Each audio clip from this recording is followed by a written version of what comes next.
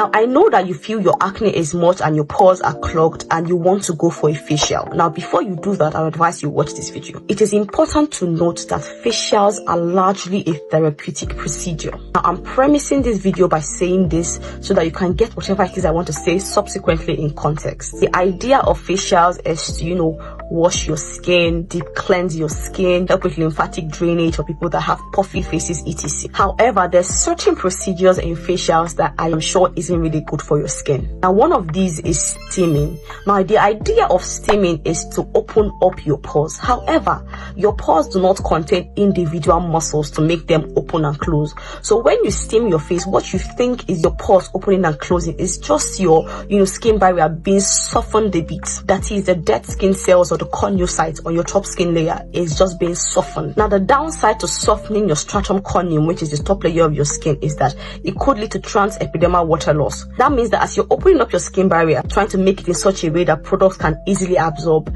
it also means that it is opened just wide enough for moisture in your skin to go out. Secondly is the fact that for skin of color, and even Caucasian skin in some circumstances can suffer from post-inflammatory hyperpigmentation when you steam your face. The idea of steaming is that hot water or steam is applied to your face. Now, what this does is that it causes an inflammation, meaning blood begins to flow excessively towards that area. Now, this is like a UVB burn. Because the sun is hot and it hits the skin, it begins to inflame the skin. Now, once the skin is inflamed, what does it do? Now, remember from our picking acne video, we said that when your skin is inflamed, the body tries to protect it by producing more melanin. If you battle with a lot of hyperpigmentation, steaming your face might not be the best option for you. In fact, even if you don't battle with hyperpigmentation, steaming is not really the wise option for you. And the second procedure I'm not very okay with and could actually have terrible effect is extraction. Now, the only kinds of acne that should be extracted are things like sebaceous filaments and open comedones like blackheads if it is not inflamed. I've seen facial sessions where things like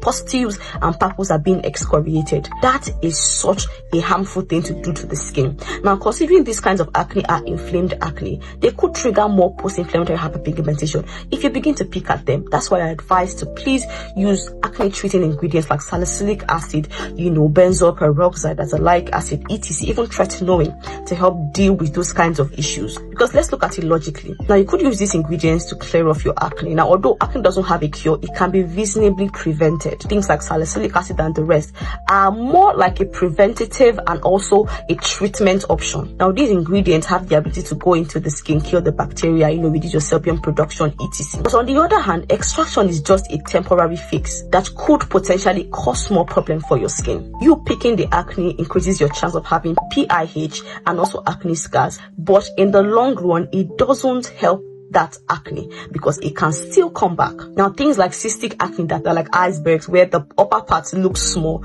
but deep into your skin, it has like a really, really big inflammation. If you begin to pick those kinds of things, you could definitely worsen your chance of having post-inflammatory hyperpigmentation. That is just so counterproductive. Please be mindful of the fact that facials are largely therapeutic and are sort of like a relaxation mechanism. If you want to go for actual cosmetic procedures to help your acne or the texture on your skin, you could go for a chemical peel with a licensed esthetician so they can remove the top layer of your skin to leave a more glowy, healthier skin. I still remain committed to giving you credible skincare information. I'll see you on the next one. Bye.